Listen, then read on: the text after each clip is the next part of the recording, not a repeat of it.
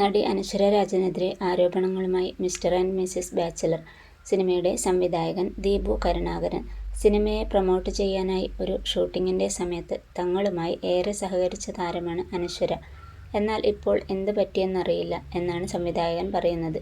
ചിത്രത്തിലെ 4 പാട്ടുകൾ പുറത്തിറങ്ങിയിട്ടുണ്ട്. എന്നാൽ അനശ്വര ഒരു പാട്ടുപോലും സോഷ്യൽ മീഡിയയിൽ പങ്കുവച്ച് പ്രൊമോഷൻ നൽകിയിട്ടില്ല. പ്രൊമോഷൻ പരിപാടിക്കായി വിളിച്ചപ്പോൾ ഏതെങ്കിലും ഒരു ദിവസം നോക്കട്ടെ എന്നായിരുന്നു മറുപടി. അവരുടെ അമ്മയുമായും മാനേജരുമായും പലതവണ സംസാരിച്ചു. കാലുപിടിച്ച് പറയേണ്ട അവസ്ഥ പോലും വന്നു. ആ കുട്ടിയുടെ തീരുമാനമല്ലേ, തനിക്കൊന്നും പറയാൻ പറ്റില്ല എന്നാണ് മാനേജർ പറഞ്ഞത്. ഉടനെ ഇടും എന്നല്ലാതെ ഒന്നും നടന്നില്ല. ചിത്രത്തിലെ നായകനായ ഇന്ദ്രജിത്ത് അവരോട് സംസാരിച്ചു. പ്രൊമോഷൻ ചെയ്യണമെന്ന് പറഞ്ഞപ്പോൾ അവർ ശരിയെന്ന് പറഞ്ഞു.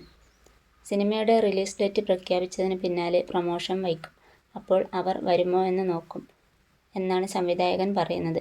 അതേസമയം കഴിഞ്ഞ വർഷം റിലീസ് പ്രഖ്യാപിച്ച സിനിമയാണ് മിസ്റ്റർ ആൻഡ് മിസസ് ബാച്ചലർ. എങ്കിലും ചിത്രം തിയേറ്ററുകളിൽ എത്തിയിരുന്നില്ല.